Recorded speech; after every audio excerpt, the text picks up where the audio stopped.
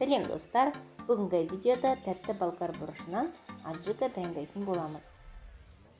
Достар, дайындалу тәсілін видеода толық көрсетіп, құрамын экранның бетіне және описание бөліміне жазып қалдыратын боламын.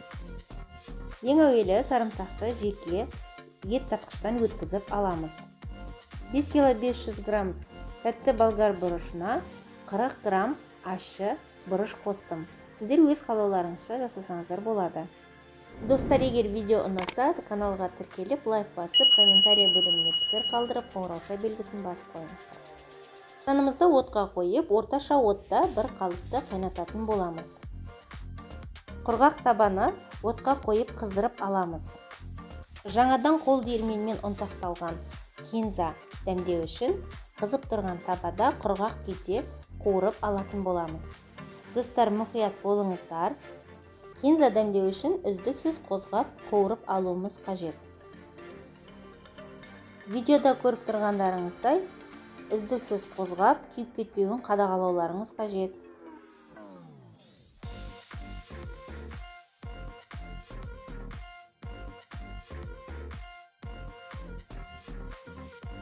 Бір келкі болып қуырылғанда үстіне сарымсақты салып және қуырамыз.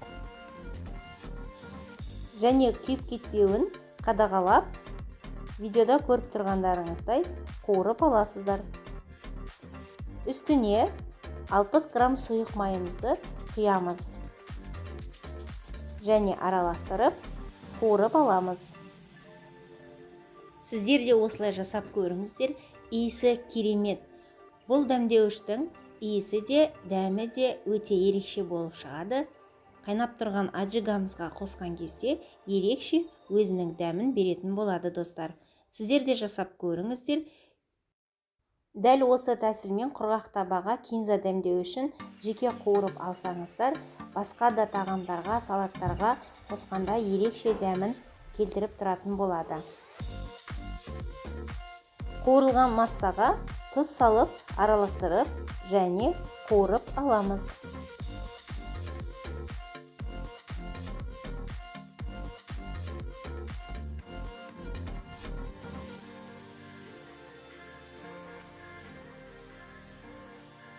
Қайнап тұрған аджигаға шекер салып, қозғап, аз қайнатып аламыз.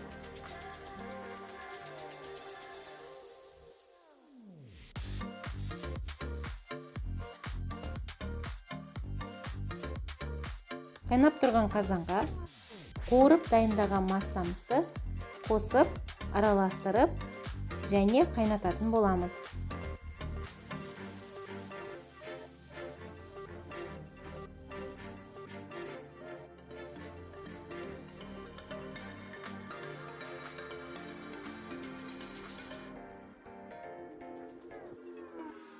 Аджиганың дайын болуына 10 минут қалғанда аскөкті турап қосатын боламыз.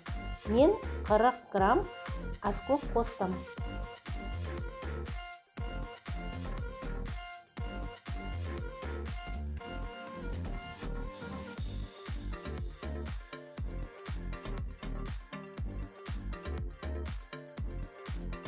Банкамызды залалсыздандырып аламыз және темір қақпаққа 5 минутқа қайнап тұрған ыстық су құйып қоямыз. Аджика дайын. Қазанды отта түсірмей, жай отта қалдырамыз. Достар, егер видео ұнаса, каналға тіркеліп, лайк басып, комментарий бөліміне пікірлеріңізді қалдырып, қоңырауша белгісін басып қойыңыздар. Жай отта қайнап тұрған аджигамызды дайын банкаларымызға құйып, қақпақтарын жауып алатын боламыз.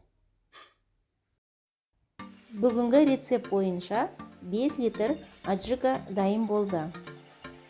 Өте дәмді, қатты ащы емес, аджикамыз дайын. Өнімді кез келген тағамда қолдануға болады. Өнімді маринадқа да қолдансаңыздар, дәмді болып шығады. Сіздермен болған Қарлығаш. Келесі видеода кездескенше.